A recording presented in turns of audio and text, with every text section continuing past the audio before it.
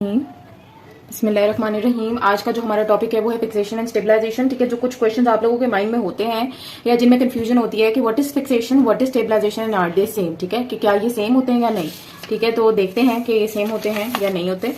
According to Dina Gardner, fixation क्या है? Fixation describes a state of immobility. ठीक है, मतलब कि फिक्सेशन जैसे उसका नाम बता रहा है, किसी भी चीज का फिक्स होना, किसी भी चीज का इमोबाइल होना, ठीक है, उसमें मूवमेंट ना होना, वो फिक्सेशन है। ठीक है, on the other hand Dina Gardner लिखती है कि stabilization is a state of active mobility. ठीक है, देखिए अब दो चीजें हैं इंपॉर्टेंट। फिक्सेशन क्या है? इमोबिलिटी है। ठीक है, कि मूवमेंट नहीं हो रही कोई। लेकिन जो स्टेबलाइजेशन है ये स्टेट है एक्टिव मोबिलिटी की। अब जहां यहाँ पर जो वर्ड स्टूडेंट्स को कंफ्यूज करता है वो एक्टिव मोबिलिटी है। ठीक है, एक्टिव मोबिलिटी है कि वो कह रहे हैं कि यार स्टेबल की भी हम बात करें, स्टेबलाइजेशन की बात करें और हम मोबिलिटी की भी बात करें। ठीक है, ये मैं आपको आगे बताती हूँ। अच्छा, उसके बाद दीना गार्डनर ने लिखा कि फिक्सेशन की दो टाइप्स होती हैं। एक होती है हमारे पास एक्टिव फिक्सेशन होती है और एक होती है पैसिव फिक्सेशन। ठीक है, जो हमारे पास एक्टिव फिक्सेशन होती है ना, कि एक्टिव फिक्सेशन ऑफ जॉइंट जो है ना वो मसल्स की कॉन्ट्रैक्शन से आती है। ठीक है, जब भी मसल्स कॉन्ट्रैक्ट करेंगे किसी भी बॉडी को फिक्स करने के लिए या किसी भी बॉडी पार्ट को फिक्स करने के लिए, तो मसल्स की वजह से जो फिक्सेशन आएगी वो हमारी कौन सी फिक्सेशन होगी? एक्टिव फिक्सेशन होगी। ऑन द अदर हैंड वो फिक्सेशन जो प्रेशर से हम करेंगे या स्ट्रैप्स लगाकर करेंगे या फिर सैंड बैग्स रख कर करेंगे, वो कौन सी फिक्सेशन होगी? पैसिव फिक्सेशन होगी। वैसे ये चीज यहाँ पे बनती तो नहीं है, लेकिन क्योंकि बहुत प्राइम लेवल है, आप फोर्थ ईयर में इंशाल्लाह जाके पढ़ेंगे।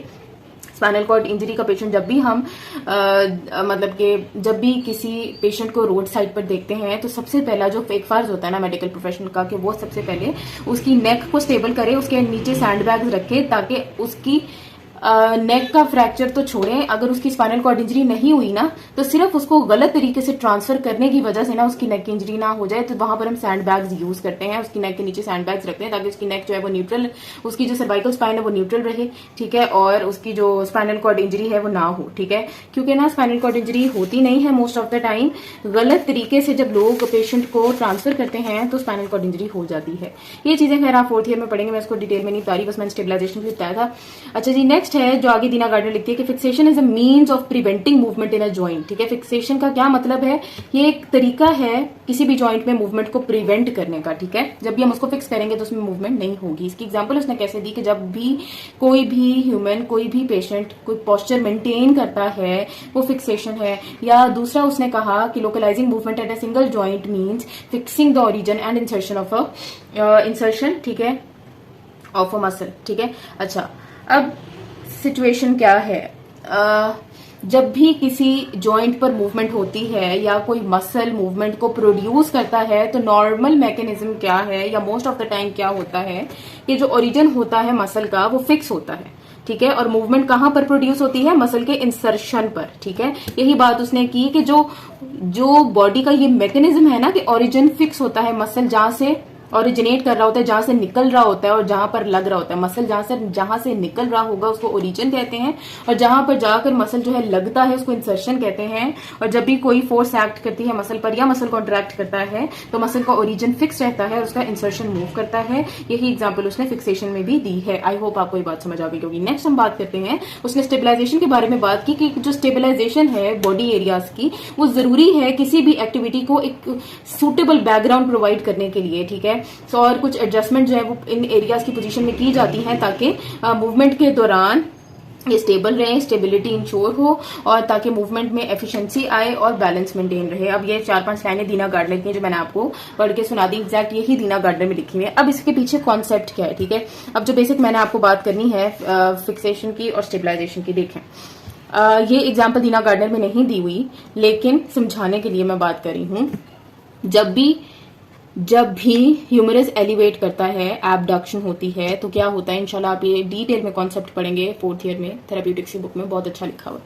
अच्छा जी, आपने अभी तक नहीं सुना तो आगे फर्स्ट ईयर में ही सेट्स का नाम जरूर आप सुनेंगे, supraspinatus, infraspinatus, teres minor and subscapularis. ये आपका एक रोटेटर कफ है, ये स्टेबलाइजेशन प्रोवाइड करता है एट द शोल्डर जॉइंट। आप बस इतना याद रखें फिलहाल। ठीक है, अच्छा अब थोड़ा सा स्टेबलाइजेशन के कॉन्सेप्ट को एक्सप्लेन करने के लिए, जब भी ह्यूमरस जो है वो एलिवेट करती है, जब एबडक्ट करती है, ठीक है, आपको पता है ना कि एबडक्शन जो है वो डेल्टॉइड के मिडल फाइबर्स और सुप्रास्पाइनेटस करवाता है। इनिशिएट एबडक्शन, जो एबडक्शन को इनिशिएट करता है वो सुप्रास्पाइनेटस है और फिर जो डेल्टॉइड है वो उसको 90 से ऊपर और इन डिग्रीज में लेके जाता है। अच्छा, तो जैसे ही डेल्टोइड जो है वो ह्यूमरस को ऊपर लेके जाता है, ठीक है, अगर ह्यूमरस का हेड नीचे को डिस्प्लेस ना किया जाए या ह्यूमरस के हेड को ड्यूरिंग एलिवेशन स्टेबलाइज ना किया जाए, तो क्या होगा कि ह्यूमरस का हेड जो है वो जाके कोरेकोक्रोमियल आर्च में लगेगा और इम्पिंजमेंट होगी, ठीक है, क्योंकि सुप्रास्पाइनेटस का टेंडन गुजरा होता है। खैर उसको छोड़ें, बस आप ये याद रखें कि अगर ह्यूमरस को उस वक्त स्टेबलाइज नहीं किया जाएगा ह्यूमरल हेड को, ठीक है, तो इश्यूज आ सकते हैं, ठीक है। तो देखिए मेरी बात सुने, वहां पर जो आपका सुप्रास्पाइनेटस है, मोस्टली पूरा का पूरा रोटेटर कफ और मोस्ट इंपॉर्टेंटली मेजरली सुप्रास्पाइनेटस क्या काम करता है कि वो ह्यूमरस के हेड को नीचे की तरफ डिस्प्लेस करता है, उसको स्टेबलाइज करता है ताकि ह्यूमरस जो है वो आराम से ऊपर जाए और इम्पिंजमेंट ना हो या इश्यूज ना आए, ठीक है, जो भी इश्यूज आएंगे वो ना आए। ये डिटेल में आपको इसलिए नहीं बता रही क्योंकि ज्यादा डिटेल बताऊंगी कि क्या इश्यूज आएंगे, फिर उससे क्या होगा, फिर उससे क्या होगा। अभी फर्स्ट ईयर के लेवल पर ये चीजें रिक्वायर्ड नहीं है आप, ठीक है। तो अगर वो नहीं उसको ह्यूमरस के हेड को स्टेबलाइज करेंगे या उसको नीचे खींच के रखेंगे तो क्या होगा, मसले आएंगे। तो ये जो एक्शन है सुप्रास्पाइनेटस का या रोटेटर कफ का या किसी भी मसल का, कि जब कोई मूवमेंट परफॉर्म हो रही है तो वो बोन के उस हिस्से को जो मसले क्रिएट कर सकता है उसको या तो उसको अपनी जगह पर रखे या उसको नीचे या ऊपर करे, जो भी रिक्वायरमेंट है मूवमेंट की, ठीक है, ये स्टेबलाइजेशन है, ठीक है, फिक्सेशन नहीं है। अभी फिक्सेशन क्यों नहीं है, क्योंकि मसल भी कॉन्ट्रैक्ट कर रहा है, बोन भी, ह्यूमरल हेड भी नीचे डिस्प्लेस किया जा रहा है बाय सुप्रास्पाइनेटस, मूवमेंट रुकी नहीं है, इसलिए हम इसको फिक्सेशन नहीं कहेंगे, हम इसको स्टेबलाइजेशन कहेंगे।